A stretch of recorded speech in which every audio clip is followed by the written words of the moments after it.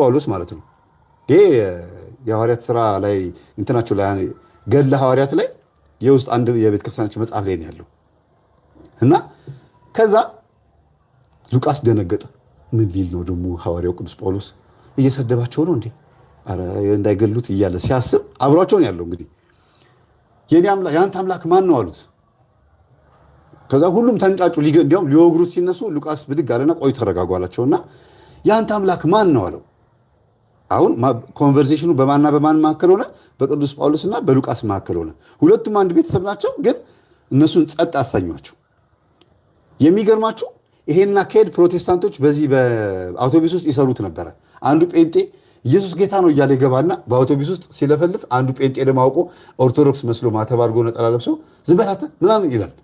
ከዛ እንዴ እኔ እኮ መስክሬ ነው ሲለው ጊዜ ምን ትመሰክራለህ? ከዛ ክርክር ይጀምሩና ህዝቡ ጆሮውን ጣል እንዲያደርግ ሁለቱ። ከዛ በኋላ ይቅርታ እኔ ስላላወኩኝ ነው በቃ ይቅርታ፣ እሺ በቃ ቸርቹ ሰደኝ ምናምን ብሎ አውቀው ሁለቱ ተመቻምቸው ምናምን ይሄዳሉ። ህዝቡን ለማታለል ልቡን ለማታለል ማለት ነው።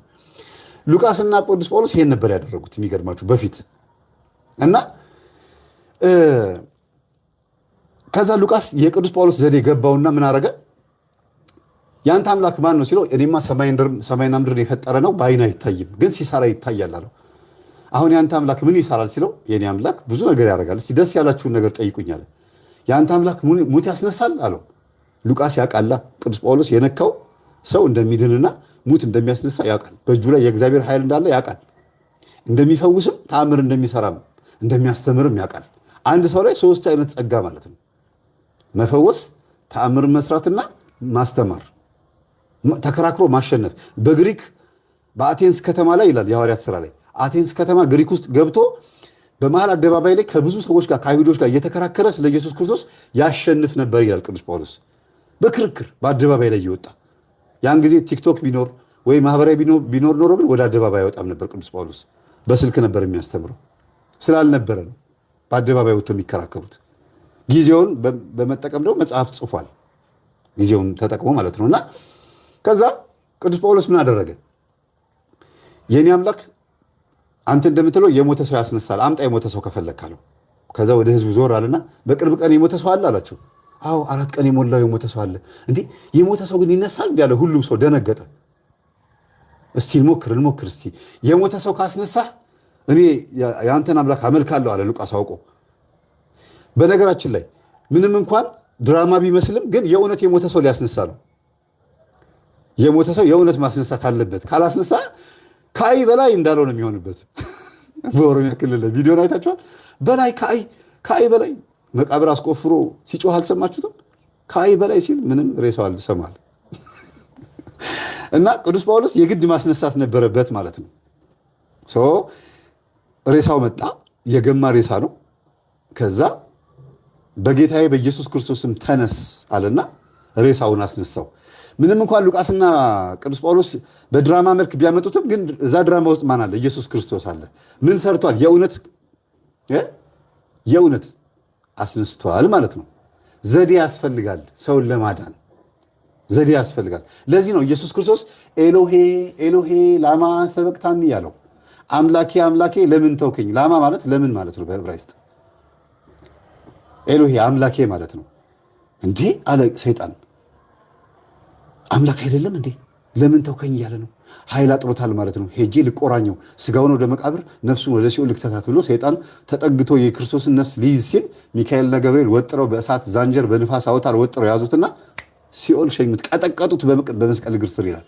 አባቶች ይሄንን ዘዴ እያስተማሩ እንዴት ነው እዚህ ጋር አጋንንትን ለማስወጣት ኢንተርቪውን የሚጠሉት እንዴ? ሰይጣን እንዴት አድርጎ መያዝ እንዳለበት ራሳቸው እያስተማሩ በሲስተም በዘዴ መያዝ እንዳለበት እየተናገሩ ደሞስ ሲስተም ምን አስፈለገ? ለኢየሱስ ክርስቶስ ባለበት ቦታ ሆና ይዞ በፈቃዱ እንዲቀርብ ስለተፈለገ ነው። ሰይጣን ሳይቀርብ ከተያዘ እግዚአብሔርን ፍርታም ሊለው ነው። እኔ አልተጠጋሁም፣ ለምን ባለሁበት ትይዘኛለህ? ነፃነት ሰጥተኸኛል አይደል? እንደፈለግኩ እንደሆን ለምን ነው የምትይዘኝ ይለዋል። ልጆቼን እስካልነካህ ድረስ አልነካህም ብሎታል። መቃቢያን 3 ላይ እመጣበታለሁ። መቃቢያን 3ን ስታነቡት ከምዕራፍ 1 እስከ ምዕራፍ 3 ድረስ መቃቢያን 3 ሆኖ እንደገና ከምዕራፍ 1 እስከ ምዕራፍ 3 ስታነቡት እግዚአብሔርን ለምንኩት ይላል ሰይጣን ራሱ። ከአንተ ሕግ የወጡትን ትእዛዝን የማይጠብቁትን ለእኔ ስጠኝ አልኩት፣ እሱም ውሰዳቸው አለኝ ይላል። ሕጌን የማይጠብቁትን ውሰዳቸው ሰጥቻለሁ አለኝ ይላል። ግቡና አንብቡት። በእግዚአብሔርና በሰይጣን መካከል የተደረገ ኮንቨርሴሽን ነው፣ ውይይት ነው። ያን ጊዜ የነበረ ማይክ ማለት ነው። ብዕርና እስክሪብቶና ብራና ማለት ያን ጊዜ የነበረ ማይክ። ከማይኩ ማነው ከብዕርና ከብራናውና ከብዕሩ በፊት ግን እግዚአብሔርና ሰይጣን አውርተዋል። መቃቢያን 3 ላይ ያንን ጽሑፍ የጻፈው ጻድቅ አባትም ይሄንን የእግዚአብሔርና የሰይጣን ውይይት ጻፈልን። ለምንድን ነው የሰይጣንና የእግዚአብሔር ውይይት የጻፈው? ሰይጣንስ ምን ያህል ቢታመን ነው የተናገረው ቃል የተጻፈው? እግዚአብሔር ነው ያናዘዘው ያስለፈለፈው። ዛሬ በማይክ ሲሆን አይታመንም አይደል? ዛሬ በማይክ ሲናገር ሰይጣን በቤተ ክርስቲያን ወደ ምሕረት ላይ ቆሞ በሰው ላይ ሆኖ እንዲህ ሲጋራ አስጭሻት እንዲህ አድርጌ እንድታመነዝር አድርጊያት ከዛ እንደዚህ ሆና ሲል ያልተጠየቀውን አትቀባጠር ተብሎ ስርዓት እንዲህ ይደረጋል። ማን ነው መተት ያደረገባት? ለምንድን ነው እንደዚህ የሆነችው ተብሎ ይጠይቃል። ለምን? ተቀምጦ የሚያዳምጠው ሰው ወይም በቪዲዮ የሚመለከተው ሰው ነገ እንዲጠነቀቅ መቃቢያን ላይ ተጽፎልናል። ይላል እኮ መቃቢያን 3ን ያነበበ ሰው ለካ ከእግዚአብሔር ሕግ ስንወጣ የሚቀልበን ሰይጣን ነው። ይኸው ተጽፏል፣ ከኔ ሕግ ከወጡ አንተ ውሰዳቸው ብሎታል እግዚአብሔር። ስለዚህ እግዚአብሔር አሳልፈው ሰጥቶናል። ከምን ከወጣን? ከሕጉ ከወጣን። ከእግዚአብሔር ሕግ ከወጣን የሚቀልበን ሰይጣን ነው። ሌላ አየር ላይ እንኳን አንቀርም። ወይ እንደው ዝም ብለን እንኳን ኒውትራል ሆነን መኖር አንችልም። ወይ ኔጌቲቭ ወይ ፖዚቲቭ ነው መሆን የሚቻለው። በሃይማኖት ጉዳይ ላይ ላጤ መሆን እንኳን አይቻልም አይደል?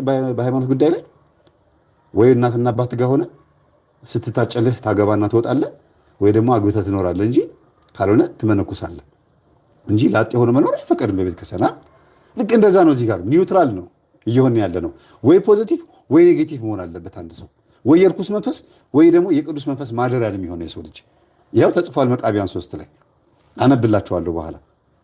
ስለዚህ ቅዱስ ጳውሎስ የሞተውን ሰው አስነስቶ ምን አደረጋቸው? አጠመቃቸውና ክርስቲያን አደረጋቸው።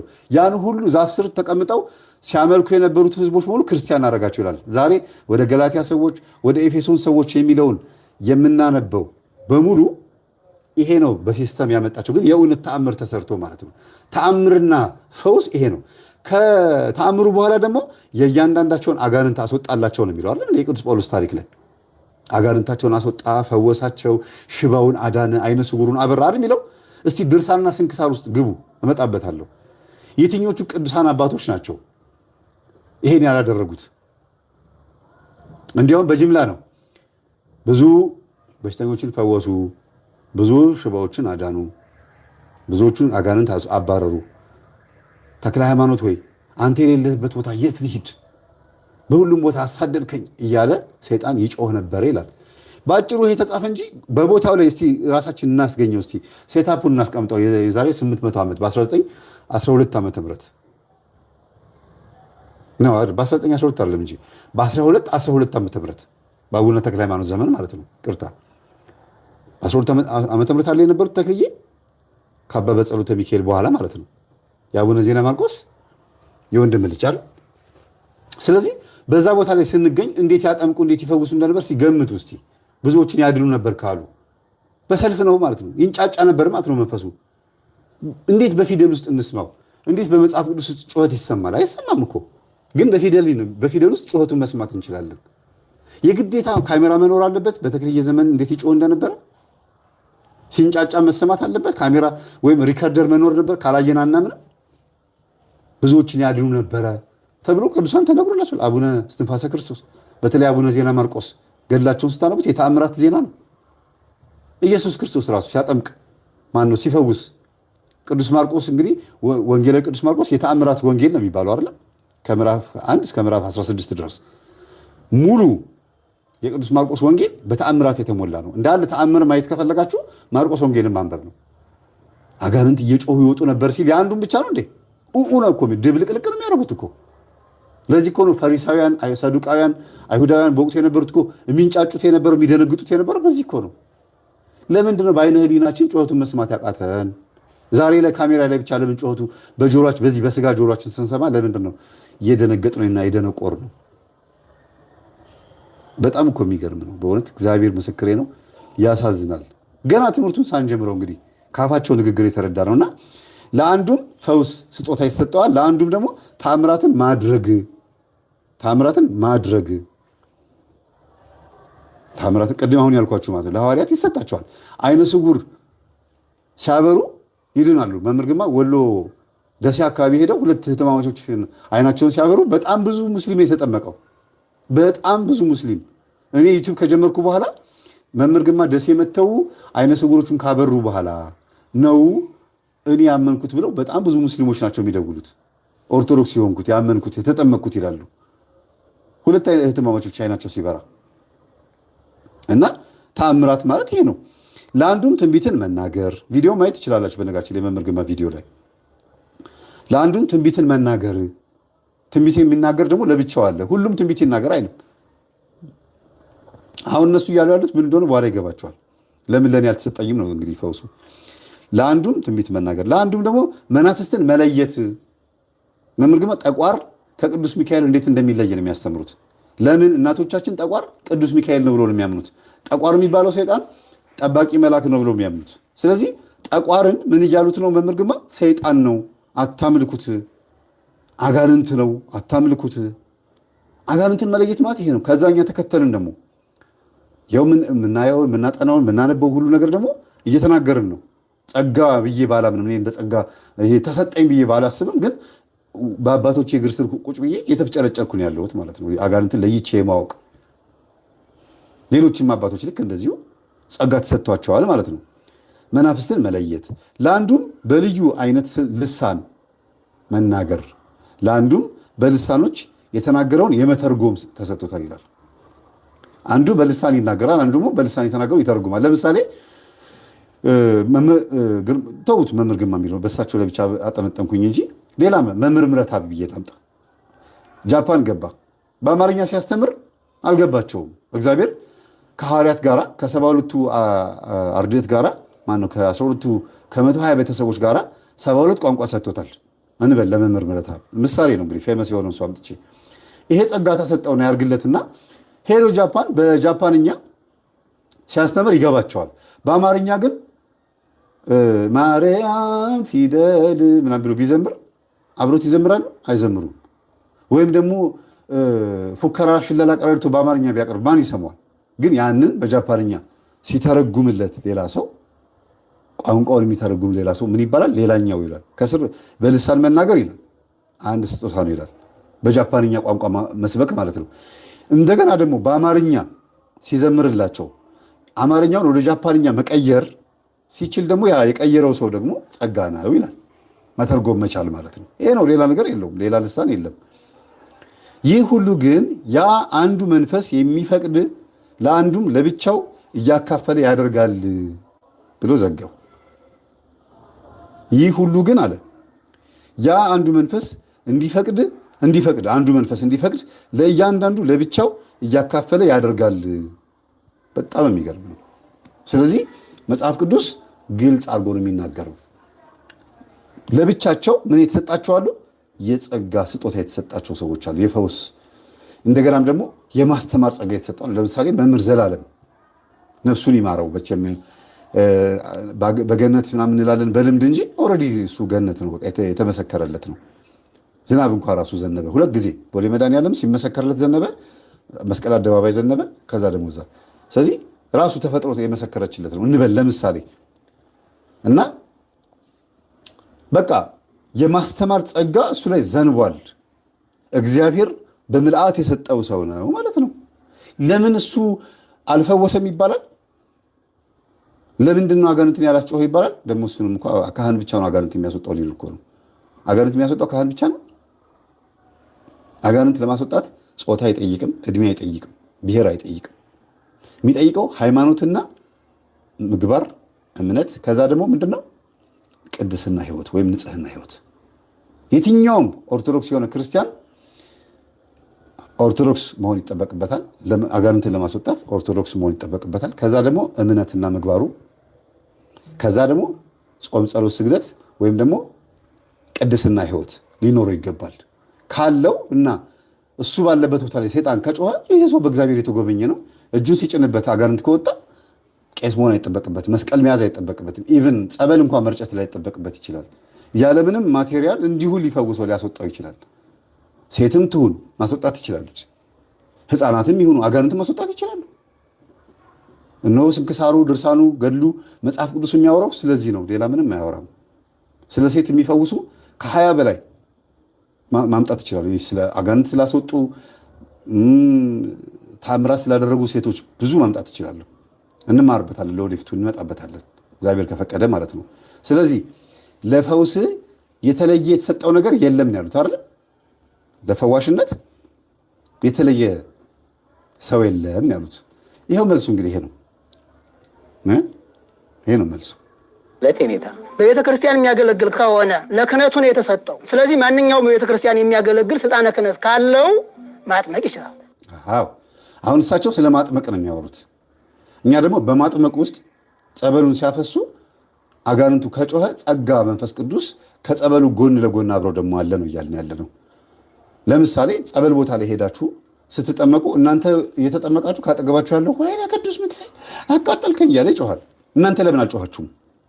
ይሄኛው ቧንቧ ከዚህኛው ቧንቧ ምንድን ነው ልዩነቱ? ያው የሚመጣው አንድ ጸበል ነው አይደል? ያው አንድ ነው የሚወርደው መቼም አይደል? ጠጣ እያላችሁኝ ነው። አመሰግናለሁ ማለት አላላችሁኝም፣ ታዘብኳችሁ ማለት ነው።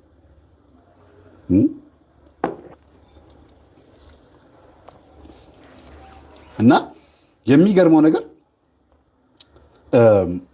ቤተክርስቲያን ብዙ ካህናት አሏት፣ ብዙ ቅጥረኛ ደሞዝተኞች አሏት። በቤታቸው ግን ሰግደው ጾመው ጸልየው ነው የሚወጡት። ሳስተምር፣ ስቀድስ፣ ጠምጥሜ ስወጣ፣ ስመክር፣ ንስሐ ሳስገባ፣ ሳስታርቅ እርዳኝ ብሎ ከቤት በቅድስና ሕይወት የሚወጣ ካህን ነው ወይ የሚለውን ነገር ደግሞ መለየት ያስፈልጋል። አንዱ ይሄ ነው። ሌላኛው ደግሞ ባይሆንም እንኳን እግዚአብሔር ለወደደው ይሰጣል ጸጋን። ለሁሉም ካህን የፈውስ ስልጣን መስጠት ይፈልጋል፣ ግን ለወደደው ይሰጣል። ለምን ሲባል ቅድም እንዳነበብኩላችሁ ነው። ለአንዱ ሌላ ጸጋ ይሰጣል ማለት ነው። የሚቀድስ ካህን የሚያቆርብ የሚቀድስ መስቀል የሚያሳልም ክርስትና የሚያስነሳ ይሄ አገልግሎት የሚባለውን የሚያገለግል ካህንና በጸጋ የሚያገለግል ካህን ይለያያል። በጸጋ ማገልገል ማለት ከአገልግሎቱ ትንሽ ከፍ ማለት ነው።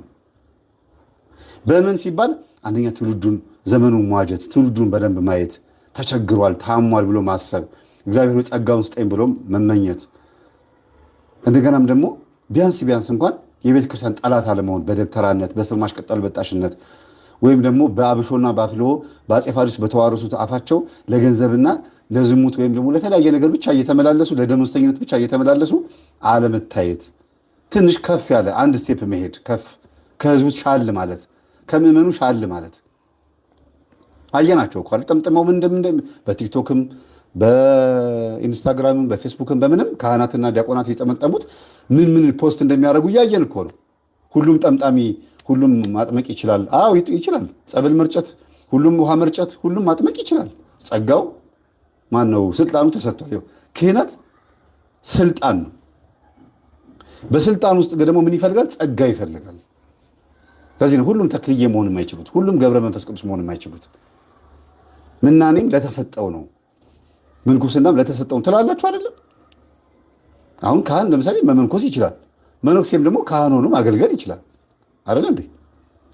ለምንድን ነው ታዲያ የተለያየው ሲባል ያው ስጦታ ነው። አገልግሎት ሌላ ነው፣ ምንኩስና ደግሞ ጥሪ ነው አይደል የምትሉት? ምድራዊ መልአክነት ነው እንጂ ምንኩስና በእውነት ከአገልግሎት ውስጥ አንዱ ነው አይደለም። ምንኩስና ጸጋ ነው።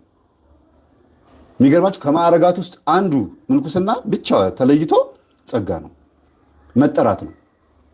ልመንኩስ ሲል በድንግልናም ሊሆን ይችላል፣ ብዙ ህይወት ካየ በኋላም ሊሆን ይችላል። በቃ ይሄ ሰው ዓለም በቃኝ ብሎ መነኮሰ ማለት ነው። ባዶ እግሩን ነው መሄድ ያለበት። የለቅሶ ቤት ሄደው ንፍሮ አይበላም።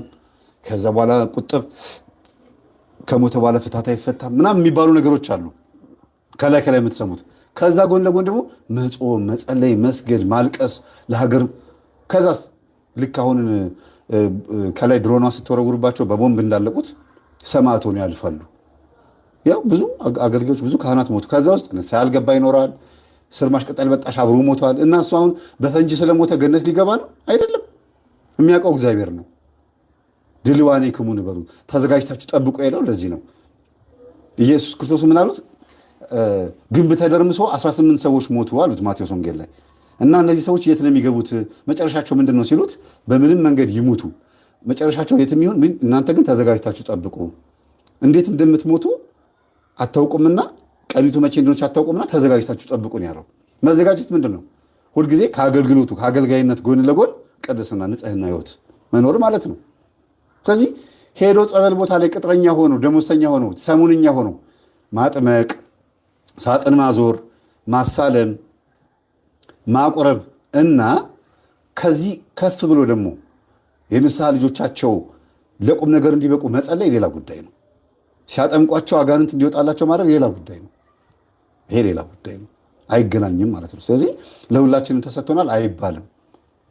ሁሉም ካህን እንዲያጠምቅ ተፈቅዶለታል። አዎ እኚህም መምህር ግርማም ካህን ናቸው፣ ሌሎችም ካህን ናቸው፣ እንዲያጠምቁ ተፈቅዷል። ለምንድነው? እነዚህ አባቶች ስላወቁበት ስለነቁበት። ይሄ ደግሞ በስንክሳር ላይ በደንብ አድርገን እናገኘዋለን። ይኸው ስንክሳር እዚህ አለ። እስቲ እናንብበው። አጠር አድርጌ አንድ ገጽ ነው የማነብላቸው። አንድ ገጽ ብቻ ትንሽ እንደዚህ ላድርገው፣ ራቅ ላድርገውና ያው ስንክሳር ነው። ከየትም እያነበብኩት አይደለም። ላሳያችሁ።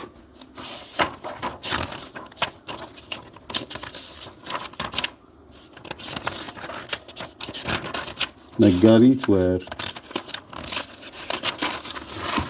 ያው ስንክሳር ነው። እሺ እንዲህ ይላል።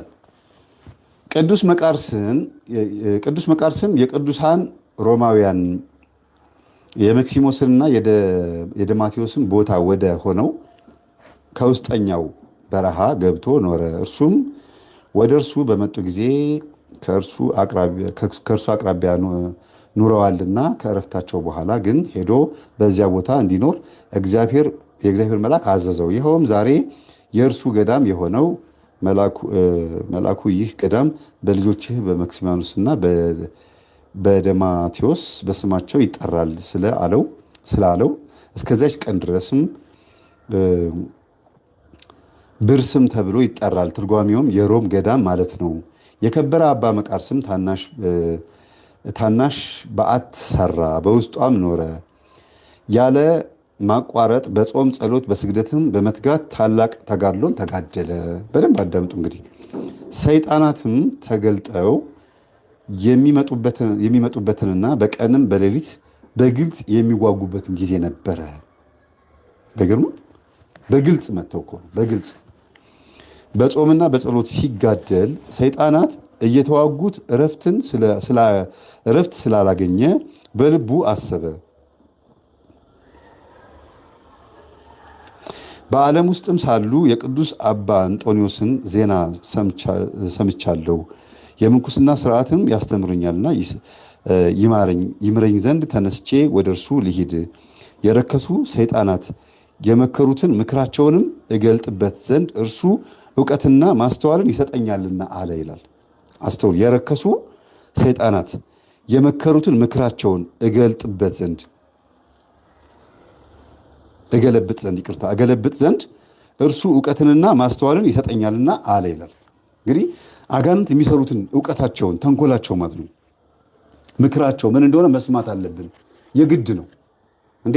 መጽሐፈ መነኮሳት የሚያወራው ይሄንን እኮ ነው። በነገራችን ላይ ማር ይስሐቅ፣ አረጋዊ መንፈሳዊና ፊልክስዩስ፣ እነዚህ ሶስቱ መጽሐፈ መነኮሳት ሌላ ምንም አያወሩም። አጋንንት ሰውን እንዴት እንደሚፈትኑ፣ እንዴት ብለው እንደሚመጡ፣ በሰው በሴት በእንስሳት በአየር በበሽታ በምናምን በቁርጥማት በህልም በቅዠት እንዴት እንደሚመጡና እንደሚያሳስቱ ማር ይስሐቅ ቁጭ አድርጎ ይናገራል። ፊልክስዩስም አረጋዊ መንፈሳዊም በደንብ አድርጎ ነው የሚናገረው።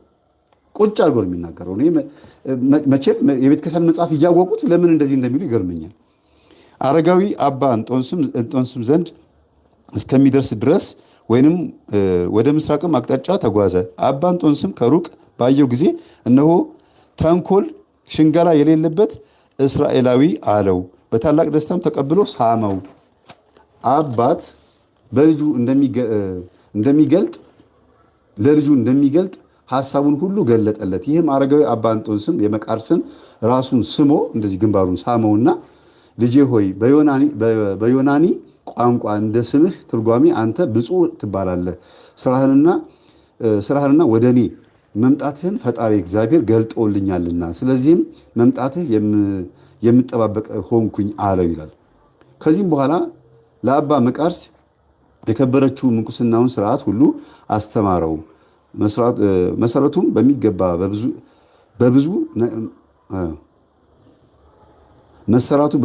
በብዙ ነገርም አጸናው።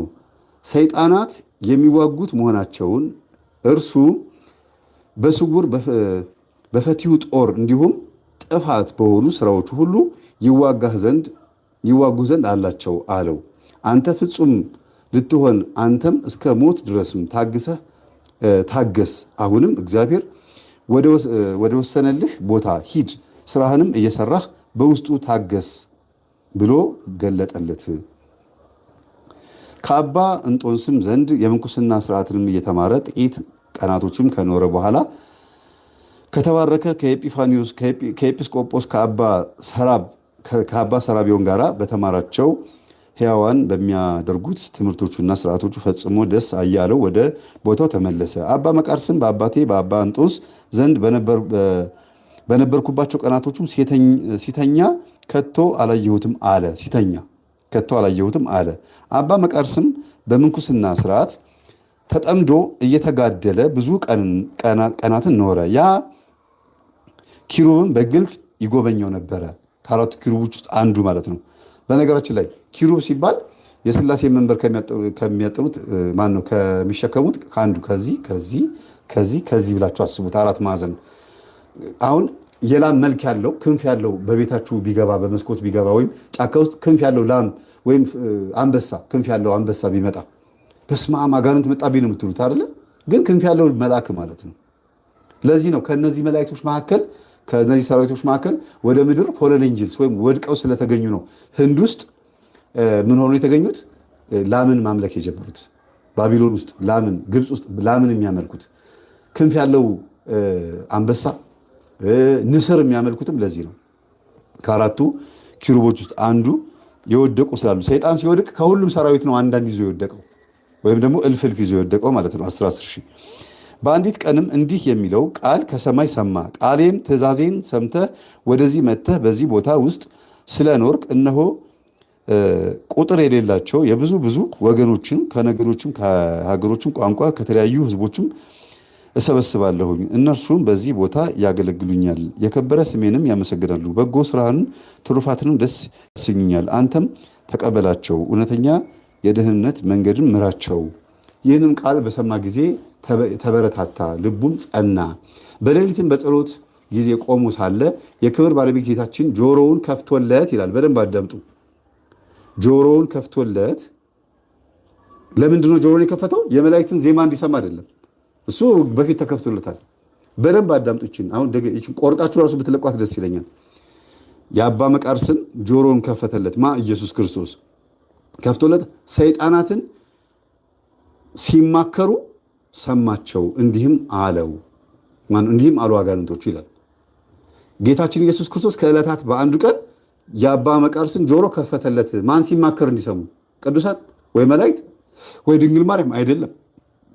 አጋንንት ሲማከሩበት እንዲሰማ ጆሮን ከፈተለት። ዛሬ የምናስተምረው ትምህርት ይሄ ነው። ጌታችን አምላካችን መድኃኒታችን ኢየሱስ ክርስቶስ በእኔ ላይ ሆኖ በመምህር ግርማ ላይ በተለያዩ አባቶች ላይ ሆኖ እንዴት ሰይጣናት እኛ ላይ እንደሚማከሩብን እየገለጥንባቸው ግለጡበት ስለሚል ሁሉ ነገር ክፈቱባቸው፣ ግለጡ፣ አዋርዷቸው ስለሚል ይኸው እየገለጥን ያለ ነው። ጆሮውን ከፈተለት የአባ መቃርስን። ምን ሲያደርጉ? አጋንንት ሲማከሩበት ሰማቸው። እንዲህም አሉ አጋንንቶቹ እንዲህ ብለው ተማከሩ ይላል።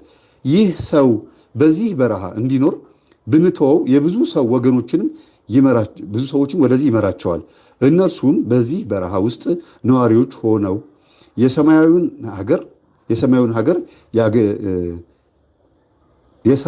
ሀገር ያደርጉታል። ይሄ ቦታውን በረሃውን ማለት ነው ያለሙታል። ሰማያዊ ሀገር ያደርጉታል። ገዳም ማለት ነው እንግዲህ እነርሱ ለዘላለም ጸንተው በሚኖሩ ሕይወት ይተማመናሉና እኛንም በሚቀጣ ጸሎታቸው ጸንተው አሰቃይተው ያሳድዱናልና ከዚህም በኋላ ልናሳድደው እስኪ እንችል እንደሆነ ኑ ዛሬ እንጀምር አሉ። በእርሱ ላይም እንሰብሰብ ሲሉ ሰማቸው ይላል። አባ መቃርስ ይሄን አሁን ያሉትን ሲማከሩ ሰማቸው። በጸሎቱ ሊያቃጥለን ሊያሳድደን ስለሆነ ካሁኑ እኛ ደግሞ ከስር እንገንድሰው እንጣለው። ብዙ አጋንንትን ሊያጓርድ በጣም ብዙ መነኮሳት ሊመጡ ሊመንኑ ነው። ሰው ሊድን ነው። ስለዚህ ካሁኑ ኑ ይህንን ሰው እናዋርደው ሲሉ የት ሆነው ሲማከሩ? በገደል ውስጥ ነው? ውሃ ውስጥ ነው? በረሃ በረዶ ውስጥ ነው? ጫካ ውስጥ ነው? ይህንን የሚያውቀው እግዚአብሔርና አባ መቃርስ ነው። ግን ጆሮውን ከፈተለትና ሲማከሩ ሰማቸው። አጠገቡን ያሉት ማለት ነው። ብዙ ጊዜ አጋንንት በከተማ ውስጥ ሆኖ ዝሙት የሚያስፈጽሙ ከሆነ በረሃ አልመጡም ማለት ነው። በቃ በረሃ አልመጡም። ተፈጥሯቸው በእርግጥ ከዚህ እዛ አሁን እዚህ ጋር አጋንንት እኔ ጋር ካለ በቅጽበት በአይን ጥቅሻ አሜሪካ መግባት ይችላል። ፓስፖርት ያለው አያስፈልገውም። ይሄ ተፈጥሯቸው ነው እንጂ ችሎታ አይደለም። ተፈጥሯቸው ነው። አስተውሉ። በዚህ ተፈጥሯቸው ግን ሰውን ሊጎዱ ይችላሉ። ውጋልኝ ሲባል አሁን ጥላወጊ እኮ ሂድና በተኛበት ግደለው ሲባል እዚህ ከሆነ ድግምቱ የተደገመው ጀርመን፣ ጃፓን የሆነ ቦታ ወይም አሜሪካ ገብቶ በተኛበት ሲጥ ያደርገዋል። ከዛ ይመጣል በቅጽበት። በቃ ለነሱ አየሩ ምንም ገና መሳፈር ምናምን በደመና መጫን አይጠበቅባቸውም። ተፈጥሯቸውን ይሄ ተፈጥሯቸው ስለሆነ ነው። እግዚአብሔር ጸጋ ቢሆን ኖሮ የሰጣቸው ይወስድባቸዋል። ልክ የመላእክት አለቃነት ሰዎችን የማዳን የመፈወስ ለመላእክት እንደሰጣቸው ከአጋንንት ላይ አንስቶባቸዋል። ይሄንን ተፈጥሯቸው ግን ለምሳሌ እኔ ኦርቶዶክስ ነኝ፣ ሙስሊም አለ ወይ ሌላ እምነት የሌለው አለ። ሃይማኖታችንን ስለቀየርን ወይም ስለቀየሩ ተፈጥሮ ሃይማኖታቸውን አልወሰደባቸው። መብላት፣ መጠጣት፣ መኮትኮት፣ ማረስ ከተፈጥሮ ጸጋ መውሰድ አልተከለከሉ። በቃ መብላት መጠጣት ይችላሉ፣ መተኛት መነሳት። ይሄ ተፈጥሯዊ ባህሪያችን ነው። በዚህ ተፈጥሯዊ ባህሪያችን እንድንኖር ፈቅዶልናል። አጋንንትንም ፈቅዶላቸዋል እግዚአብሔር ቸር አምላክ ስለሆነ ማለት ነው። እዚህ ጋር ግን ሲማከሩ ሰማቸው ይላል። በጣም የሚገርመው ነገር ዛሬ እኛ አጋንንት ሲለፈልፍ ስላሰማናችሁ እንዴት እንደሚሉ ሰማችሁ አይደል? በጣም እኮ የሚገርም ነው። ይሄ እግዚአብሔር ራሱ ኢየሱስ ክርስቶስ የአባ መቃርስን ጆሮ ከፍቶ ስንት የመላእክት ዜማ ስንት ነገር ማሰማት እየቻለ ለምን ይሄን አሰማው ሲባል አባ መቃርስ ምድር ላይ ነው ያለው። አባ መቃርስ በጣም ብዙ ፈተና ይጠብቀዋል። ሰው ነው። በነፃ ፈቃዱ ተጠቅሞ ነው አጋንንትን ማባረር ያለበት እንጂ ክርስቶስ እንዲያርጎ እንደ ዝንብ ምናምን እንዲህ አያባርም። ሰው ወዶ ፈቅዶ አምልኮ፣ ወዶ ፈቅዶ ሰይጣን መቃወም አለበት። ወዶ ፈቅዶ እግዚአብሔር ማምለክ አለበት። በፈቃደኝነት ነው የሚኖረው እዚህ ምድር ላይ። ነፃ ፈቃድ ፍሪ ዌል ማለት ይሄ ነው። ለዚህ ነው ስላልፈቀድን ነው አጋንንት የማይወጣልን። ወይም ፈቅደንም እንኳን ቢሆን እምነታችን ጎዶሎ ስለሆነ የሰናፍጭ ቅንጣት የምታክለው እምነት እንኳን ስላጣን ነው አጋንንት ከኛ መውጣት ያቃታቸው በአንድም በሌላ መንገድ ማለት ነው።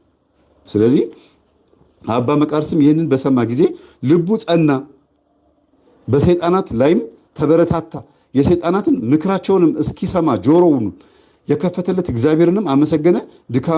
ድካማቸውንም አወቀ። ምናቸውን? ድካማቸውን። አጋንንት ይደክማሉ፣ ይታተራሉ። መምህር ግርማ ሁሌ ሲናገሩ ቢሮ አይዘጋበትም፣ አይተኙም፣ አያንቀላፉም፣ ገንዘብ አያጥራቸውም አይደል? ሁሌ ነው የሚናገሩት መምህር ግርማ እና ደከመኝ ሰለቸኝ አይሉ፣ ይደክማሉ ማለት ነው። ሁልጊዜ ሰውን ለማጥፋት ታታሪ ናቸው። ይህንን ሰማባቸው። እደግመዋለሁ። አባ መቃርስም ይህንን በሰማ ጊዜ ልቡ ጸና። በምን? በእምነቱ። ጠቋር ለካ እማዬ ጠቋር እያለች የምታጓራው አዳነ ሙሴ ነኝ የሚለው ለካ አጋንንት ነው። እኔ እኮ ጠባቂ መልአክ መስሎኝ የአባቴ እናት ከራማ ሲባል ሔዋን 60 ወልዳ 30ውን ደብቃ ሲባል እውነት መስሎኝ ይላል። የመምህር ግርማ ቪዲዮ ያየ ሰው ልቡ ይጸናል። ምን ለማድረግ? ለመስገድ፣ ለመጾም፣ ለመጸለይ። ቀጠቀጠዋለሁ ይላል። ይኸው እናንተ ለዚህ የበቃችሁት በዚህ እኮ ነው። ኢንተርቪው ማለት ይሄን እኮ ከዚህ መጽሐፍ ላይ ስለተጻፈ አሁን ድምፁ ይሰማኛል። በምን? በህሊና በውስጥ በኩል እንድናዳመጠው ተፈቅዶልናል። ለምሳሌ ቅዳሴ ስናስቀድስ የጸሎት የቅዳሴ መጽሐፍ አለ አይደል? ስንጸልይ ጽሑፉን እያየናል። ከካህናት ጋር የምንከተለው ጽሑፉን እያየን የተጻፈውን እናይና ሰራዊተ መላእክቲሁ ለመዳኒ ዓለም ቅድሜሁ እያልን ስንል እዛ ቦታ ላይ ፊደሉ ላይ ያለውን ዜማው ትዝ ይለናል ጭንቅላታችን ውስጥ። ፊደሉ ዜማውን ያስታውሰናል። ለምን? ስለተማር ነው። ደጋግመን ምን ስለሆነ ቅዳሴ ስላስቀደስን አይደለ? ፊደል ውስጥም አጋንንት በተደጋጋሚ ይፈትኑት ነበር፣ ይደክሙ ነበር ሲል በአይነ ህሊናችን ማሰብ እኮ ነው። እንዴት አድርገው ነበር እየፈተኑት የሚደክሙት። ብሎ ጮሆ ወጣ ሲል ጮሆቱን ለማስተዋል መሞከር እኮ ነው። በቦታው ላይ መገኘት። ብዙ ህዝቦች ተሰበሰቡ፣ አጋንንቱ ጮሆ ወጣ ሲል የበለጠ አርጎት የጮሆ የሆነ ሰው አስታውሱ። እንጂ ዛሬ ቪዲዮ ላይ መምህር ግርማ ቪዲዮ ላይ ስለጮኸ ለምን ጮኸ አይባልም። እንደዛማ ከሆነ ጸበል ቦታ ላይ የሚለፈልፋል እኮ አጋንንት። እንዲህ አድርጊያት እንዲህ ሆኜ እንደዚህ አድርጌ እያለ ይጮሃል። ለምን እሱን ዝም አያሰኙትም? ይለፈልፋል አይደል? እነሱ ጋር ሲሆን ይለፈልፋል። በካሜራ ቀርጸው በመድረክ ላይ ህዝብ እንዲማር ልክ እንደዚህ እንዳባ መቃርስ ማለት ነው ሲያደርጉ ግን ችግር አለ ማለት ነው። ይሄ መርጦ አልቃሽነት ነው። ስለዚህ ምክራቸውንም እንዲሰማ ጆሮውንም የከፈተለት እግዚአብሔርን አመሰገነ፣ ድካማቸውንም አወቀ ይላል። እስቲ ቆይ ማመስገን ያለበት ሰይጣን ምን እንዳወራ ስለሰማ ነው ስትሉ ሰውኛ በእነዚህ አይነት አባቶች ኧረ አዎ ልክ አይደለም፣ ስህተት ነው። በእነዚህ አይነት አባቶች በምትሰሟቸው በእነዚህ አባቶች እንደ መጽሐፉ ከሆነ ግን ያጋንንትን ምክር በመስማታችን በራሱ ልናመሰግን ይገባል። እንዴት እንደሚያሳስቱ ማወቅ በራሱ ትልቅ ጥቅም ስላለው ማለት ነው። ሰው ሲጋራ የምታጨሰው ወሰንገላ የሚባል መንፈስ ስላለብህ ነው። ምክንያቱም የጭሳጭስ መንፈስ ነው ወሰንገላ። ይሄ መንፈስ እንዲያረጋል ተብሎ ሲናገር ከየት ነው የመጣው? እኔ እንዲያስደርጋለሁ ስላለ እኮ ነው፣ ስለለፈለፈ ነው። ይሄን ደግሞ አባ ጳውሊ ላይ አለ። ከሴጣን ጋር የተደረገ ቃለ ምልልስ የሚል መጽሐፍ አላነበባችሁ? እንዲሁም እዚሁ ላይም አለ ምን እንዳወሩ። እንዴት ነው ሰው የምታሳስተው እስቲ ንገረኝ ብለው ጠየቁት ይላል። ለፈለፈ ያርለ ኢንተርቪው ግዴታ ማይክራፎኑ መሳል አለበት እዚህ መጽሐፍ ላይ። በዛን ጊዜ እሳቸው አባ መቃርስም አፋቸውን እንዲከፍተው ወይም ደግሞ ሰይጣኑም እንደዚህ ሆኖ ሁለቱ ኮንቨርስ ሲያደርጉ ምናምን ሲወያዩ ምናምን ድምፁ መሰማት አለበት። አለዚያ እናምንም። ፊደል ማለት እኮ ጆሮ ማለት ነው። ፊደል ማለት አፍ ማለት ነው። ፊደል ማለት አይን ማለት ነው። ዛሬ ማለት ነው። ይሄ ፊደል ማለት ዛሬ ነው። ለምን ዛሬ ደርሷል ፊደሉ ከጥንት እዚህ መጥቷል። ይሄ ፊደል ማለት ያን ጊዜ የነበረውን ዛሬ አድርጎ ማሰብ ማለት ነው። አሁን አድርጎ ማሰብ ማለት ነው። ከዚህ በኋላ ይዋጉት ዘንድ ሰይጣናትን በእርሱ ላይ ተሰበሰቡ። ይዋጉት ዘንድ በደጁም እሳትን እያነደዱ ከእሳቱም እያነሱ ወደ በዓቱ ይጨምሩ ጀመረ። ያቺ እሳት ግን በጸሎት የምትጠፋ ሆነች። እሱም ይዋጋል፣ እነሱም ይዋጋሉ። ፍልሚያ ተጀመረ። ጸሎት ክፍል ማለት ይሄ ነው። ውጊያ ማለት ይሄ ነው። ቅጥቀጣ የምንለው ይሄን ነው። እኛ ወደን አይደለም እኮ እየቀጠቀጥክ ነው እንላለን ስንገናኝ፣ ቅጥቅጥ እያደረግነው ነው እንላለን። በኋላ ልመጣበታ መቀጥቀጥ ምን ማለት እንደሆነ። ከዚህም በኋላ ይዋጉት ዘንድ ሰይጣናትን በእርሱ ላይ ተሰበሰቡ። በደጁም እሳትን እያነደዱ ከእሳት እያነሱ ወደ እርሱ ወደ በዓቱ ይጨምሩ ነበረ። እሳት በር ላይ ያነዳሉ። በዓይኑ ያያቸው ነበረ፣ ለሌላ ሰው ግን አይታዩም። ቅድስና ማለት ይሄ ነው። ከክህነት ቀጥሎ ቅድስና ማለት ይሄ ነው። ብህትውና ውስጥ መግባት፣ በቃ አጠቃላይ መንፈሳዊ ህይወት ውስጥ መግባት ማለት ይሄ ነው። አጋንንትን ማየት ማለት ነው። በነገራችን ላይ አጋንንትን ማየት በራሱ ብቃትም ነው ብቃትም አይደለም። ምን ማለት ነው? ጠንቋዮችም አጋንንትን ስለሚያዩት ነው፣ ብቃት አይደለም ልላችሁ የምችለው። በጸሎት ግን አጋንንትን ማየት ግን መታደል ነው። እያያቸው ነው። ምክንያቱም እኛ ማየት ስላልቻለን የተሸወር ነው። አንዱ ወደ ጅማ ሲሄድ ቤርጎትን ቅርብ ጊዜ ስናወራ ጸሎት እያደረኩ ነው አለ። ቤርጎ ተከራይቶ እኮ ነው፣ ትልቅ ሆቴል ነው፣ ስሙ መጥቀስ አልችልም። ከዛ ጸሎት አድርጎ ተኛ፣ እንቅልፍ እምቢ አለው። ከዛ በጣም ሰገድኩ አለ እንቅልፍ እንዲወስደኝ። ከዛ ተኛዋል። ሲተኛ ሆቴሉ እንዴት እንደተሰራ፣ በእያንዳንዱ ቤርጎ ውስጥ በእያንዳንዱ ክፍል ውስጥ ስንት አጋንንት እንደተቀመጠ፣ ዝሙት እንዴት እንደሚያስፈጽም፣ አጋንንት ስንት እንደተሾሙ በዛ ሆቴል ላይ ምን ግብር እንደሚቀርብላቸው ፍንጥቅ አድርጎ በህልሙ አሳየው። ለምን? ስላስተማር ነው ይሄ ልጅ። እያንዳንዱ ሆቴል ከእያንዳንዱ ሀብት በስተጀርባ ችግር አለ። ቤርጎ ስትከራዩ ምናልባት ባለ ሆቴሉ እንኳን ችግር ባይኖርበት ግን ዝሙት የሚፈጸምበት ቦታ ስለሆነ የዝሙት መንፈስ አያጣችሁም እና ቤርጎ ስትከራዩ ጸልዩበትና እስክትወጡ ድረስ ጸበል የጸልያችሁበትን ውሃ እርጩት ብዬ ተናግሬ ነበር። አድርጎታል። ከዛ ያዝከኝ አቃጠልከኝ አለው። በህልሙ ነው እንግዲህ። አቃጠልከኝ፣ አንተ ምን አይነት ሰው ነው የመጣኸው ዛሬ ያለው። በጣም የሚገርም ነገር ነው የምነግራችሁ። ከዛ ይሄ ልጅ ከእንቅልፉ እንደተነሳ ያየው ምንድነው? የፎቁ አናት ላይ ቴራዞ ላይ መጨረሻው ላይ ማለት ነው ሜዳ ነው እና ይሸታል። ወጣሁ አለ። ፎቁ ላይ ወጣሁኛል። ከህልሙ ሲነቃ ልክ በህልሙ እንዳየው ነው የሆነው። በሬ ይታረድና የበሬው ደም እንደዚህ በመጥረጊያ ነው እየተጠረገ ወደ ወዲህ የሚረጨው በየቦታው ላይ። ጥቁር በሬ ነው የሚታረደው እና መስዋዕት ነው የሚቀርበው። ደብተራና ጠንቋይን ያዘዘው ረድ ተብሎ ነው። ገበያ መሳቢያ ነው በደም። ስለዚህ ያ ሁሉ ቤርጎ ውስጥ የሚያድረው ሰው በሙሉ እላይ ባለው ደም ነው የሚሳበው ማለት ነው። አጋንንቶቹ ላይ ሰፍረዋል። ከዛ ታች ይቆጣጠራሉ። ልክ ማታ ማታ ሲሆን ይወርዳሉ። ከዛ ውስጥ ከላይ ይወርዱና በየቤርጎ ክፍል ይገቡና ሰውን ይለክፋሉ። ወይ ደግሞ የዛ ሆቴል ደንበኛ እንድትሆኑ እንደው ከስንት አንዴ እንኳን እዛ ሆቴል የመጣችሁ እንኳን ብትኖሩ ያው መንፈስ ተሸክማችሁ ነው የምመጡት ማለት ነው። የሚገርማችሁ ነገር ከዛ እንዲያውም መጨረሻ ላይ ጥቅማችሁ ምንድን ነው ስለው እኛም እኮ ስራችን ነው ከሁሉ ነገር ትእዛዝ እናከብራለናል። የትኛው ትእዛዝ? ግብር ስለተገበረልን ትእዛዝ እናከብራለን። ሰውየው ጥቅሙ ምንድን ነው? ለምሳሌ አንተ ዛሬ ነው የመጣኸው አለው መንፈሱ። ዛሬ ነው የመጣኸው ጸበል። ከዛ በኋላ ነው እንግዲህ መጥቶ ሲቀጠቅጠው ነው እንግዲህ አንድ ጊዜ ነው የመጣኸው ቤርጎ አይደል? አዎ። እስቲ ያወጣህን ወጪ አስበው። ማታ ገባህ፣ በጣም ውድ የሆነ ምግብ ነው የበላኸው። ከዛስ መጠጡም፣ ከዛ በኋላ ደግሞ ሲነጋ ደግሞ ቁርስ በላህ። ከዛ ወደ ጉዳይ ሄድክ። 3 ቀን 4 ቀን አደር 3 ቀን 4 ቀን በደንብ ተጠቀምክ አለው። ስንት አወጣህ ሲለው ጊዜ ከቤርጎ ኪራይ ውጪ የሚገርማችሁ 30 ምናምን ሺህ ብር ነው ያወጣው። እኛ ይሄን ነው የምንፈልገው፣ ይሄን ሳይሰስት እንዲሰጥ አድርግ ነው የተባልነው። ስለዚህ አንተ ልብ ውስጥ ገብተን ይሄን ነው የምናደርገው አለው። ጸበል ቦታ ላይ መጨረሻ ላይ ሲሸኝ የተናገረው ነው የምነግራችሁ። እዛው ቤርጎ ውስጥ ያሰረውን መንፈስ ከ20 ቀን በኋላ ጸበል ቦታ ላይ መጥቶ ሸኘው ማለት ነው ይሄ ልጅ። ስለዚህ በእያንዳንዱ ቦታ ላይ ሰው እየነቃ ሲመጣ ራሱን ይጠብቃል። በደንብ ነው የሚጠብቀው። ውጊያው ይሄ ነው።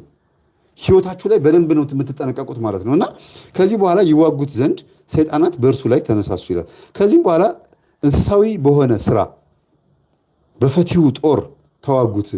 እንስሳዊ እንግዲህ በፈቲው ማለት ስጋ ፍቶት ማለት ነው። ተዋጉት ምን ሊሆን እንደሚችል አስቡ እንግዲህ። በሐሳብ ቆንጆ ሴት ያመጡበት ይሆናል ምናምን። ተዋጉት፣ በዚህም ታገሰ ይላል። ታገሰ ተካዜንም ዓለማዊ ምክርንም መውደድን፣ ትዕቢትን፣ መመካትን፣ ታካችነትን፣ ስድብንም፣ ሃይማኖት መጥላትንም ከእግዚአብሔር ዘንድ ተስፋ መቁረጥንም በልቡ አሳደሩበት። እንዴት ቻሉ? ልብ ውስጥ እንዴት ሊገቡ ቻሉ? በልቡ አሳደሩበት። ከውጭ ነበረ እሳት የሚወረውሩት፣ ከዛ በውስጡ እንዴት ሊገቡ ቻሉ?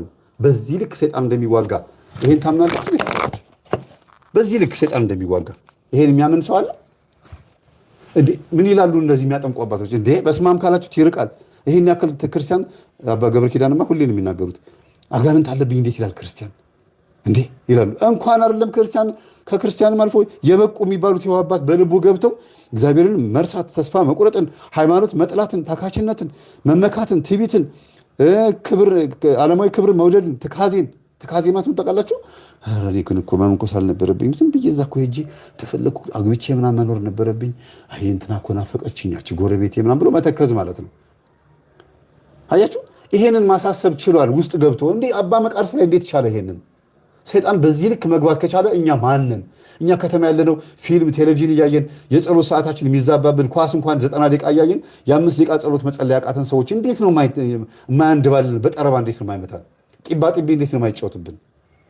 ምን አይነት ትቢት ነው ግኛ ላይ ያለው? አይነካኝም የምንለው ይኸው አባ መቃርስ እንዴት እንደሚያደርገው በልብ ውስጥ አስገብቶ መከራውን እያሳየው፣ እኔ ቆራቢ ነኝ፣ እኔ እንደዚህ ነኝ፣ በእኛ ቤተሰብ ውስጥ ባዕድ አምልኮ አይመለክም፣ እኔ ስልጣን የለውም ምናምን። ኧረ እባክህ እውነትህን ነው። ስለቀደስክ ስላቆረብክ የሚተው መስለዋል። ታህሳስ ላይ ነው ምን ወር ላይ ነው አመጣላችኋለሁ። አንድ ቄስ አጋንንት የሰፈሩበት ቄስ ይላል ወደ ቤተክርስቲያን ሲመጣ እንደ ንብ የሰፈሩበት አጋንንት ደጅ ይጠብቁታል ይላል። ገብቶ ቀድሶ አቆርቦ ሲወጣ እንደገና ይሰፍሩበታል ይላል። አየህ፣ የግልህ ኃጢአት የግልህ አጋንንት ቤተ መቅደስ ውስጥ አይገቡም አይደል? ስትወጣ ግን ያንተ ናቸው። ባህሪህን ይቀጥሉልሃል። ደጅ ላይ ሌላ፣ ቤተክርስቲያን ሌላ የምትሆነው ለዚህ ነው። ስለዚህ በጾም ጸሎት፣ ስግደት የግል አጋንንትህን ማባረር አለብህ። ስላቀደስክ ስላቆረብክ ወይም ደግሞ ስላስተማርክ ወይም አገልጋይ ስለሆንክ ሳጥን አዟሪ ስለሆንክ ወይም ደግሞ ምእመን ሆናችሁ ቤተክርስቲያን ስላሰራችሁ ዶም ስላሰራችሁ ስዕል ስላሰራችሁ እንደ እሸቱ መለሰም ገንዘብ ስላሰባሰባችሁ አጋንንት አይነካህም ማለት አይደል። ወይም ደግሞ መነኩሲት አክስትና አጎት ወይም አያት ስላለህ የሚጸልዩልህ ስላሉ ምትድን ሆነ አይደለም። የግል የጸሎት የራስ ህይወት ያስፈልጋል። ተጋድሎ፣ ነፃ ፈቃድ ያስፈልጋል። ያንተ ነፃ ፈቃድ አጋንንትን ማሰር መቻል አለበት። ቢያንስ እንኳን በጣም እኮ የሚገርም ነው። እስከዛስ በልቡ አሳደሩበት። በጣም እኮ የሚገርም ነው። በዚህም ሁሉ በሚበዛ ተዋጉት። የከበረ አባ እንጦንስ እንደነገረው ይላል አባ እንጦንስ እንደነገረው በብዙ ነገር ተዋጉት። የሚገርም ነው። በእኒህም አጥፊዎች በሆኑት ስራቸው ሰይጣናት እየተዋጉት ለረጅም ጊዜ ከኖረ በኋላ ዳግመኛ ወደ አባ እንጦንስ ተመልሶ ሄደ። ይህም አባት እንጦንስ ገና ከሩቅ ሳለ ለደቀ መዛሙርቱ በልቡ ሽንገላ በእውነትም የሌለበት እስራኤላዊ ነው። ልጄ ይህንን የከበረ ሰው ታዩታላችሁ። እርሱ ለብዙ ወገኖች የቀና የጽድቅ በትርና ረጅም ዓላማ ይሆን ዘንድ አለውና ከአሸናፊው ከእግዚአብሔር አፍ የተገኘ ጣፋጭ ፍሬም ይሆናልና አለ። ወደ ቅዱስ አባ እንጦንስም በቀረበ ጊዜ በምድር ላይ ሰገደለት። በፍጥነትም ቀና አድርጎ ሳመው። ፊቱ እንደ በሽተኛ ፊት ተለውጦ አይቶታልና ይኸውም ሰይጣናት አብዝተው ስለተዋጉት ነው። በቃ በሽተኛ ፊት እስኪመስል፣ ጸበልተኛ እስኪመስል። እነዚህ ጸበልተኛ ላይ የምታዩቸው ምን አይነት ውጊያ ውስጥ ነው ያሉት? እናንተ ሰንሰለት የታሰሩት የሚያጓሩት እንደዚህ ቅድም ሲያሳዩት የተንደባለሉ ሰዎች፣ በእነዚህ ሰዎች ይሾፋል። አባ እንጦንስ ግን ምንድን ያደረገው? አቀፈው፣ ሳመው፣ ግንባሩን ሳመው። ከዛ በኋላ ምን ትንቢት ተናገረ? አቤት በዚህ ሰው ላይ ያለው ውጊያ ተስፋ አለው። የጽድቅ በትርና ረጅም ዓላማ ይሆን ዘንድ አለውና ከአሸናፊው ከእግዚአብሔር አፍ የተገኘ ጣፋጭ ፍሬም ይሆንለታልና። ምን ውጊያው! ለዚህ ነው እኮ የምንጋደለው። ለዚህ ነው እኮ በቤታችን የምንሰግደው የምንጸልየው። በጣም የሚገርማችሁ ነገር በሽተኛ ፊት እስኪመስል አጋንንት በዚህ ልክ መልክን ይቀይራሉ። ግን ውስጡ ምንድን ነው? የአባ መቃርስ ጽኑ ነው። አጋንንት በዚህ ልክ እየፈተኑ እንኳን ጽኑ ነው። አካላዊ ቅርጽ እንኳን ይቀይራሉ። አይነካኝም። እንግዲህ እስቲ እንደው አንድ ቪዲዮ ላሳያችሁ። እንደው ይቅርታ እንዳትቀየሙኝ ግን እሺ፣ እንዳትቀየሙኝ። የሆነ ቪዲዮ ለምን እንደዚህ አደረክ እንዳትሉኝ እሺ፣ ለምን እንደዚህ አደረክ እንዳትሉኝ በማርያም። እዚህ ላይ ያለ መሰለኝ ቪዲዮ፣ እዚህ ላይ ነው ያለው። እስቲ ቆይ ፍላሹ ላይ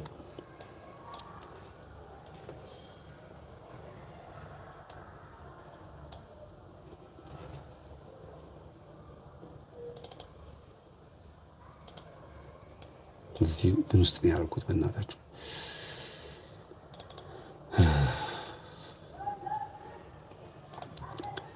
ትንሽ ልረፍ ብዬ ነው በዛውም ፖዝ ያደረኳችሁ።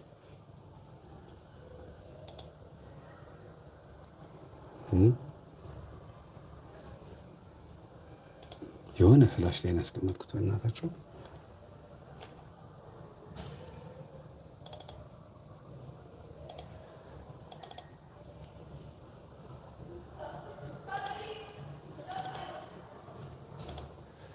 ምን ላይ ነው ያደረኩት በእናታችሁ?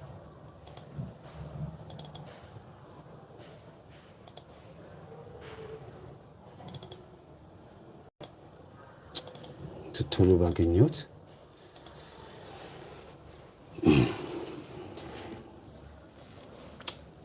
ፊት ለፊት አላስቀመጥኩትም። አያችሁ፣ የሚገርም ነው። አንድ የሆነ ቪዲዮ አገኘሁት። ጎሽ ተውስ። እናንተ ደግሞ የምትደውሉ ሰዎች ችግር አለባችሁ እንዴ? ዛሬ ጦርነት ላይ ነኝ እኮ። ለምሳሌ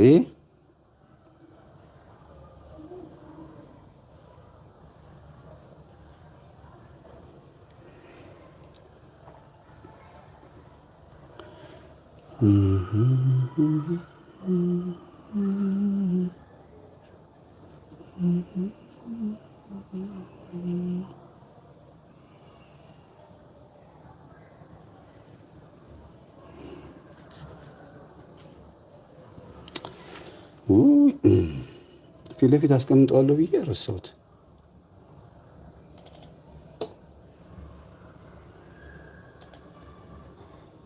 ምን ፎልደር ውስጥ ነው ያደረኩት? በእናታችሁ በጣም ሰነፍ ነኝ ማርያም።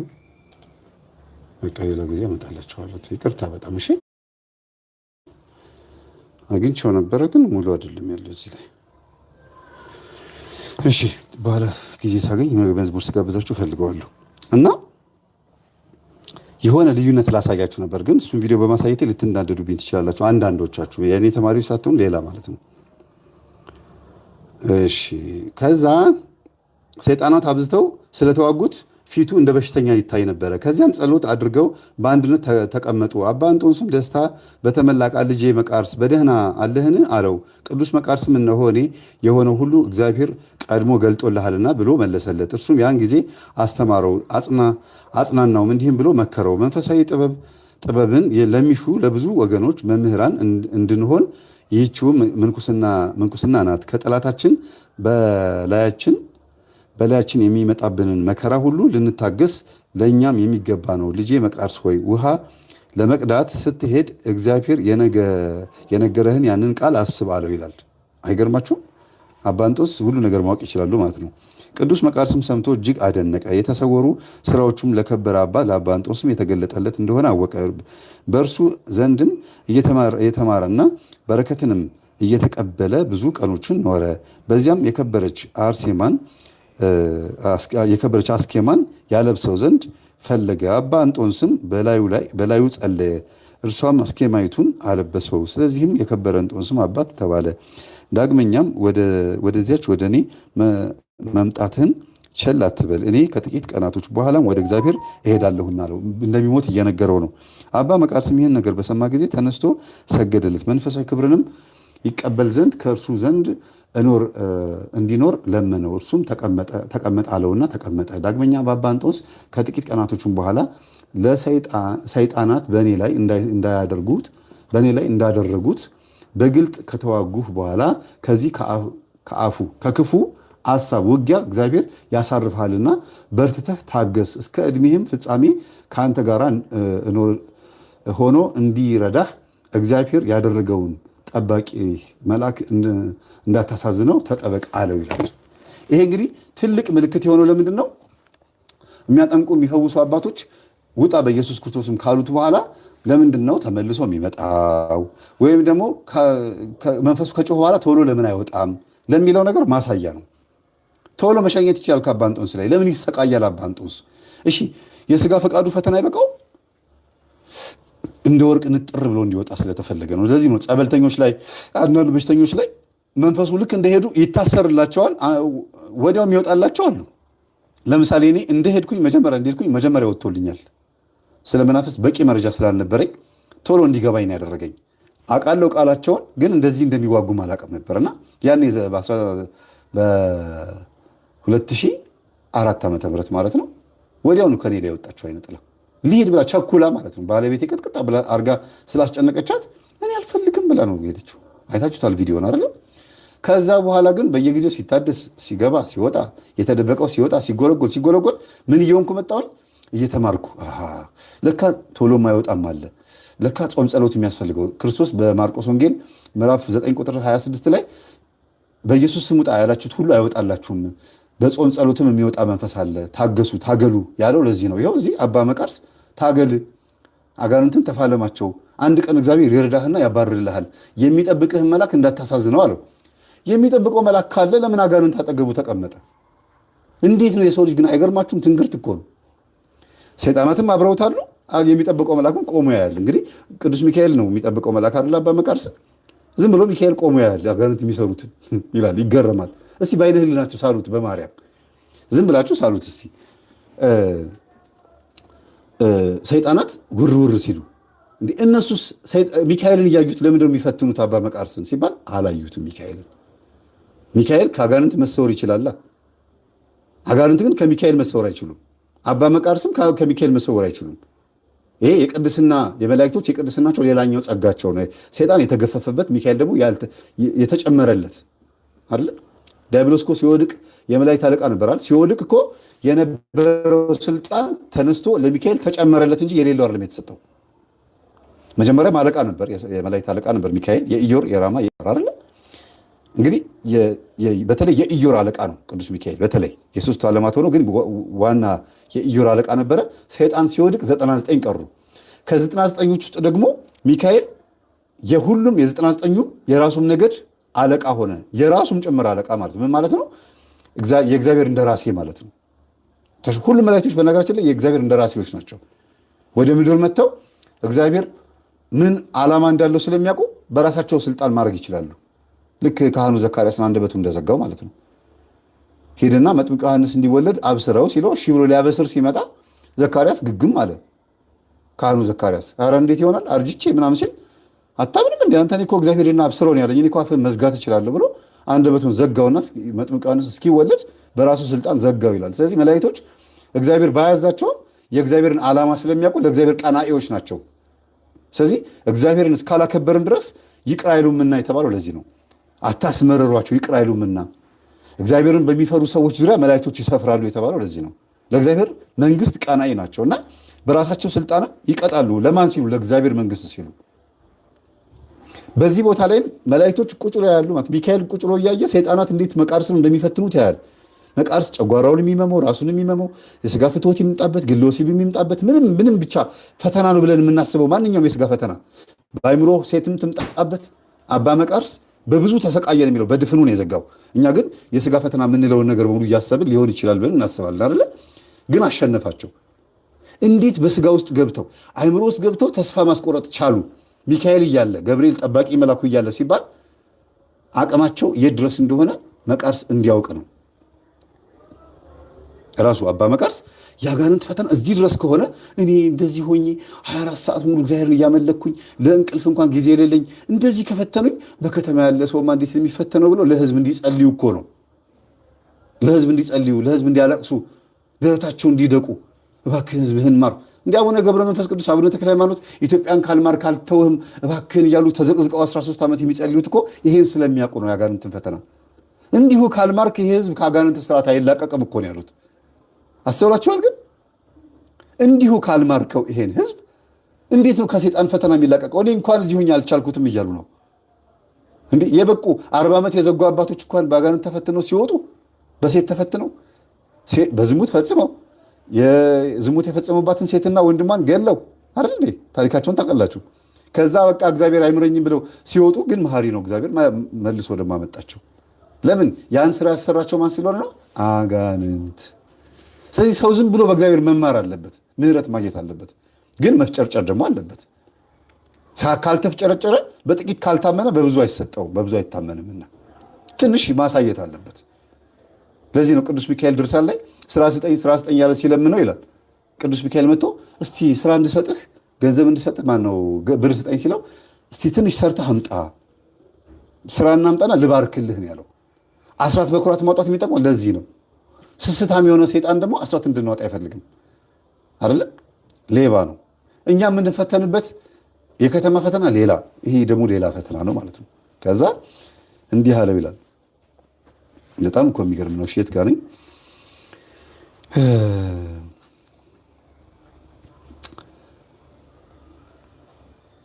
ከዛ እዚህ ጋር ነው ይመስለኛል። እዚህ ጋር ነው ቅርታ። ከዚህ በኋላም አባ እንጦስ ለአባ መቃርስም በትሩን ሰጠው፣ መንፈሳዊ ሰላምታንም ተሰናብቶት አረፈ። ስጋውንም ማንም በማያውቀው ስጉር ቦታ ቀበረው ይላል። ጠባቂ መልአክህ እንዳታሳዝነው ተጠበቅ ብሎታል። ሚካኤል እያለ አጋንንት እየፈተነው ነው። እኛም እየቆረብን ቅዱሳን መላእክት እየጠበቁንም አጋንንት ይፈትነናል። ለምን? የሆነ የምናሸንፍበት ኃይል በደንብ አድርገን እስክናገኝ፣ ወይ በወንጌል ጠንካራ እስክንሆን፣ ወይ የአጋንንት ሴራ በደንብ እስኪገባን፣ እንደዛ ነው። አለበለዚያ ዝም ብሎ እንደዚህ ልክ ሕፃን ልጅ አሁን ገላውን ሲታጠብ አያውቅም አይደል? አሁንም ጭቃ ውስጥ ይገባል። ለምን? ራሱ ስላልታጠበ። ራሳችን መታጠብ ስንጀምር ግን ልክ ልብሳችን ሲያበላሹብን ለምን እንላለን? ለምን? ደክመን ነው የታጠብነው። እና አንዳንዴ ሙልቅቅ እንዳንል ዝም ብሎ እንደዚሁ እግዚአብሔር አያግዘንም። ትንሽ ከኛ ሲያይ ነው የሚያግዘን።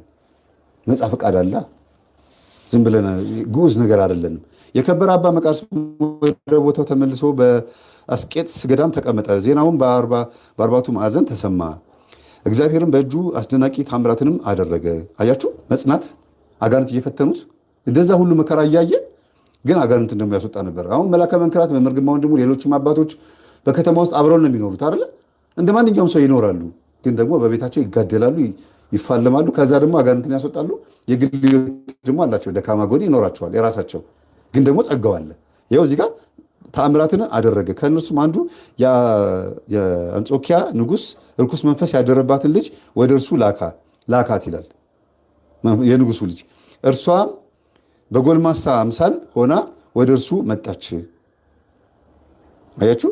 እርሱም አወቀ፣ አድኖ ወደ አባትና እናቷ ሰደዳት። እርሱም ብዙ ወርቅና ብርም በላከለት ጊዜ ምንም ምን አልተቀበለውም። ሁለተኛም አውሲም በሚባል ሀገር አንድ መነኩሴ ነበረ። አንድ መነኩሴ ነበረ። ስቶ ትንሣኤ ሙታን የለም አለ መነኩሴው ራሱ ማለት ነው። ብዙ ሰዎችም አሳታቸው። የአውሲም ኤጲስቆጶስም ወደ አባ መቃርስም ሄዶ እርሱንም ሕዝቦቹን እንዳሳታቸው ነገሩት። እንዲረዳውም አብዝቶ ለመነው። አባ መቃርስም ተነስቶ በዚያ ኤጲስቆጶስም ጋር ወደ ሀገረ አውሲብም ደርሶ ያንን ርኩስ መንፈስ ያደረበትን ባህታዊ መነኮስ ተገናኘው። ስለ ትንሣኤ ሙታንም በተናገረው ጊዜ ያ ባህታዊ የሞተ ሰው ከመቃብር ካላስነሳህ እኔ አላምንም ብሎ መለሰለት። አባ መቃርስም ወደ ክብር ባለቤት ወደ ጌታችን ኢየሱስ ክርስቶስ ጸለየ። ያን ጊዜም አንድ ምውት ከሙታን ተለይቶ ተነሳ። ሰውየውም ከቀድሞ ከካህዲያን ወገን ነው። ያ ባህታዊ አምኖ ከስህተቱ ተመለሰ። እንዲሁም የሳቱ ሁሉ ተመለሱ ይላል። ይኸውን ተአምራት ነው። ይሄ ትንሣኤ ሙታን የለም ብሎ ሲክድ የነበረው መነኩሴ የሞተ ሰው ሲያስነሳ ሲያሳየው አመነ። ፈውስ አይባልም። ለሰውየው ግን ፈውስ ነው። ለዳነው ሰውዬ ከሞት የተነሳው ሰውዬ ዳነ። ከነ ኃጢአቱ ሲኦል እንዳይገባ ሲኦል ገብቶ ቀምሶም ከነበረ ዳነ ማለት ነው። አሁን ንስሐ ገብቶ እንዲሞት ያ ከሙታን ተለይቶ የተነሳው የክርስትና ጥምቀትንም ያጠምቀው ዘንድ አባ መቃርስን ለመነው። እርሱም አጥምቆ የምንኩስና ልብስም አለበሰው። 7 ዓመትም ኖሮ አረፈ። እንደገና ያ የሞተው ሰው ማለት ነው። ከዚህም በኋላ የከበረ አባት መቃርስም ተመልሶ በእርሱ አስቀድሞ በዚያ በረሃ ውስጥም ሰው እንዳለ ያይ ዘንድ ወደ በረሃ ውስጥም ዘልቆ ገባ። ራቁታቸውንም የሆኑ 2 ሰዎችንም አይቶ ፈራ፣ የሰይጣን ምትሃት መስሎታልና። ፈራ ሲል ምን ማለት ነው? አይ ደግሞ ፈተና መጣብኝ ማለት ነው። እንደ ማንኛውም ሰው ፍርሃት ስላለ በጣም ራቁታቸውን ናቸውና መስሎታልና እልቦት ቦሪቦን ብሎ ጸለየ። ይህም አቡነ ዘበሰማያት ማለት ነው አለ። እንግዲህ በዛ ቋንቋ ነው። እርሱም በስሙ ጠርተው መቃሪው አትፍራ አሉት። እርሱም በበረሃ የሚኖሩ ቅዱሳን እንደሆኑ አውቆ ወደ እርሳቸውም ቀርቦ እጅ ነሳቸው። እነርሱም በዓለም ሳሉ ሰዎች ስለ